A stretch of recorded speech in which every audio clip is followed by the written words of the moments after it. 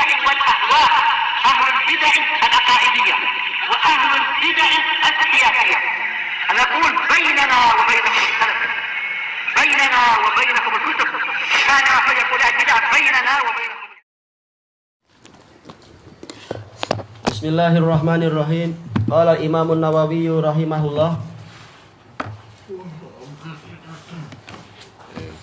Jadi sebentar agak kecampur itunya dengan daras yang malam. 241.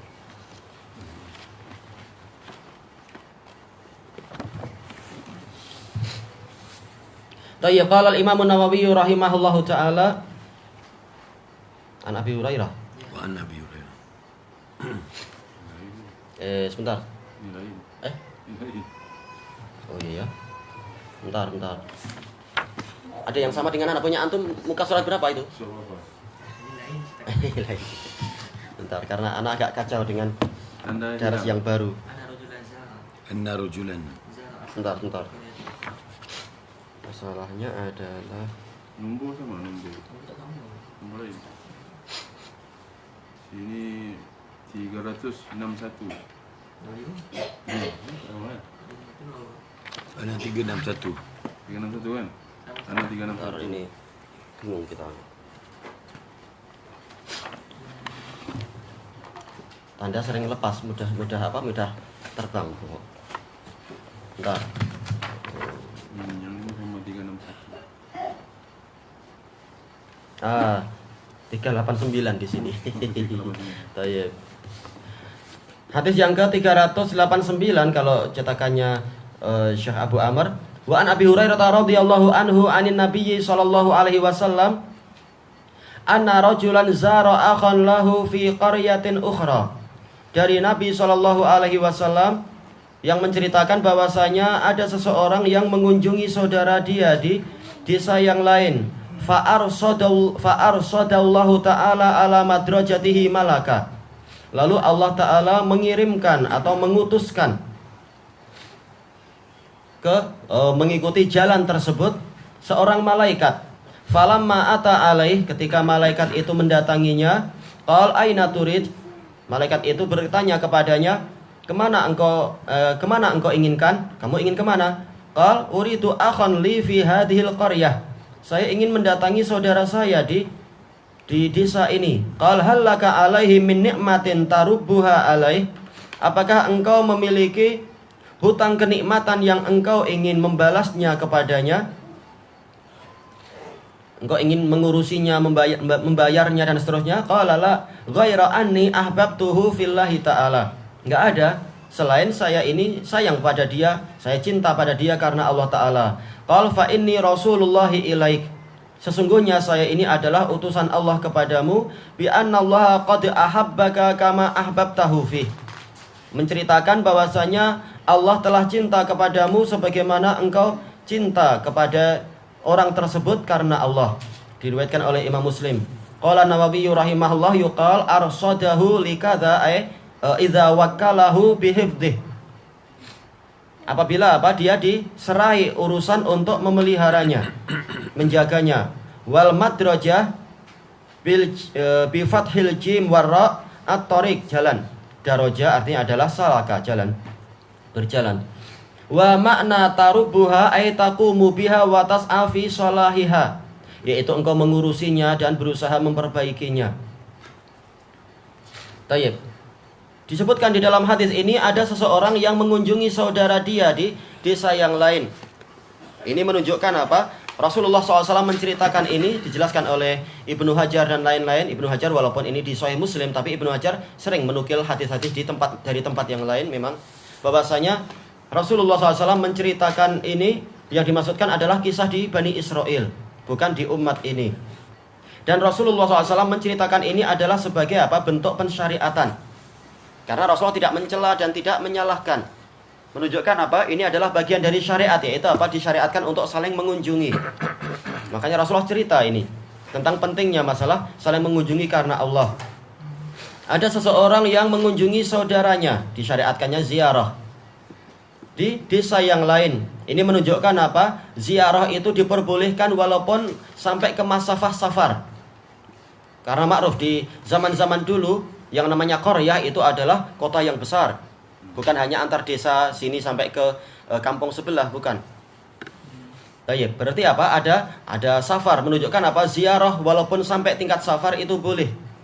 Yang dilarang hanyalah apa? Ziarah orang mati, karena ini adalah apa? Akan membuka pintu kesyirikan. Kalau sampai tingkat safar. Adapun kalau kuburnya itu dekat-dekat saja, maka itu adalah disyariatkan. Jadi kalau sampai tingkat safar nggak boleh, tapi untuk orang yang masih hidup boleh.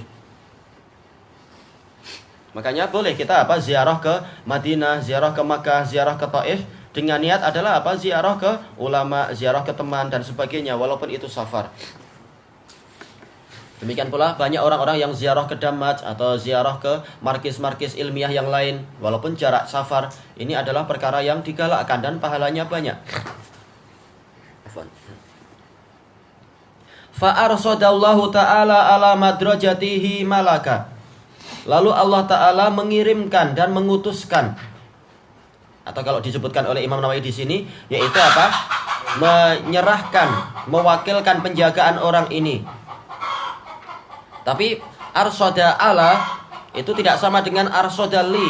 Arsodali memang untuk apa? Untuk apa itu? Mewakilkan seseorang untuk memelihara orang lain. Tapi arsoda ala madrajatihi maksudnya adalah mengutus untuk apa? Untuk menyusuri jejak orang tadi. Makanya ala madrajatihi, bukan diperintahkan untuk memelihara jalan, tapi apa? Untuk menyusuri jalan orang tersebut baru kemudian sampai kepada orang tadi. Baik, dan ini menunjukkan bahwasanya memang para malaikat adalah utusan Allah sebagaimana disebutkan di akhir hadis tadi. Fa inni rasulullahi ilaikum. Baik, siapa yang mampu mendatangkan dalil bahwasanya para malaikat adalah utusan Allah?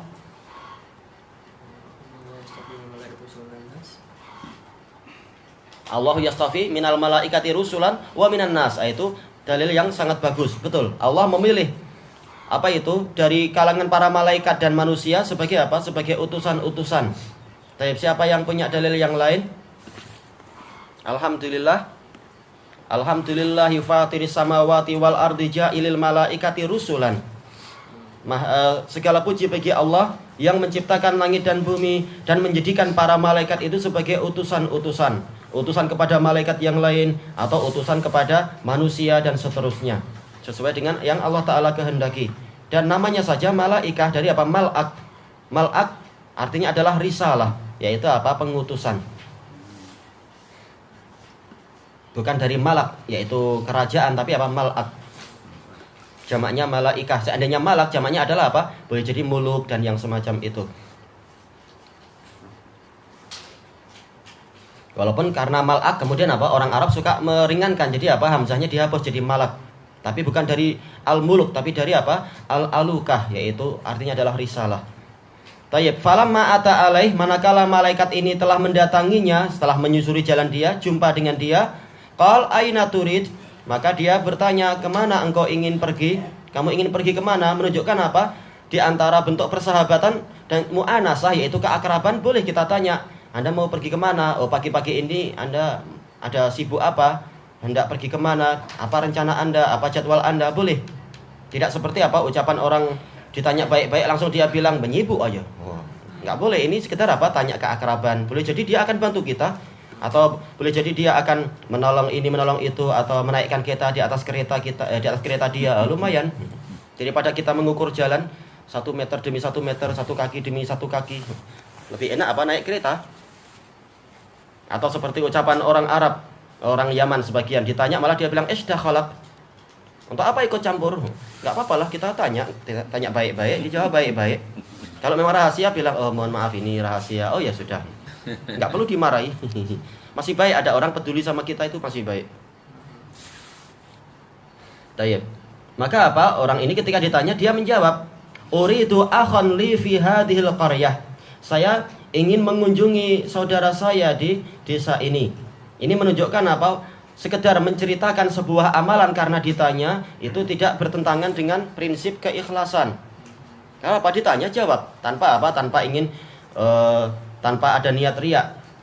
Maka kalau emang orang ditanya, kamu hari ini puasa kah? Kalau memang kita ingin menghindar boleh, tapi nggak perlu kita marah-marah. Tapi kalau kita cerita pun tidak dosa mengatakan ini shaim.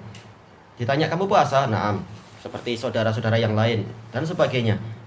Dan ini tidak bertentangan dengan keikhlasan karena sekitar ditanya. Kalau nggak ditanya nggak perlu kita menceritakan, oh memang saya puasa, tahu nggak saya ini, kasihan saya itu. Nggak usah gitu-gitu. Baik. Qal halaka alaihi min nikmatin tarubbuha alaih. Apakah Ana salah menerjemahkan tadi ya. Laka alaihi bukan alaika. Ana tadi salah menerjemah. Apakah engkau memiliki suatu jasa terhadap dirinya yang engkau ingin mengurusinya, engkau ingin memperbaikinya dan sebagainya, yaitu apa? Engkau ingin mengambil balas jasa dari orang tadi. Baik. Ini laka alaihi, yaitu engkau yang punya jasa dan engkau ingin menuntut balas dari orang tersebut. Tayyib qal la, saya tidak punya itu. Dia tidak utang apa-apa pada saya. Ghaira anni ahbabtuhu fillahi ta'ala. Hanya saja saya memang cinta pada dia karena Allah Ta'ala, bukan karena ingin dapat makanan minuman atau dapat duit dari dia atau apa, tapi betul-betul saya cinta pada dia. Dan telah disebutkan oleh Syekhul Islam dalam Majmu'ul Fatawa, apa itu? Al aslu fil mahabbah al qurbah wal aslu fil adawah at-taba'ud. Asal dari rasa cinta adalah kedekatan. Bukti kecintaan adalah apa? Berusaha mendekat. Bukti cinta pada Allah berusaha mendekat, bukan malah selalu menjauh. Mengaku cinta pada Allah tapi selalu minum khamar, selalu tidak mau mendekat ke masjid. Nah, ini bukan cinta namanya. Karena bukti cinta adalah mendekat. Maka jangan heran kalau kita lihat orang yang sedang jatuh cinta pada seorang wanita, dia akan berusaha menguntit wanita tadi, berusaha untuk mana nomor teleponnya, mana rumahnya. Bahkan kadang lihat-lihat, sedang apa dia, lihat dari depan pagarnya. Memang yang namanya cinta itu akan mendatangkan kedekatan. Makanya orang ini karena dia cinta kepada saudaranya, walaupun tidak ada hubungan nikmat apa-apa, tidak ada hubungan jasa apa-apa, dia datang itu walaupun jarak safar, dia mendekat. Karena ini adalah bukti cinta, harus ada apa? Harus ada langkah. Dan dari hadis ini pula kita mendapatkan faedah bahwasanya asal dari segala gerakan itu adalah rasa cinta. Sebagaimana disebutkan oleh Ibnul Qayyim rahimahullah dalam Ad-Da'u wad-Dawa, aslu kulli harakatin fil alamil ulwi wal alami sufli al mahabbah.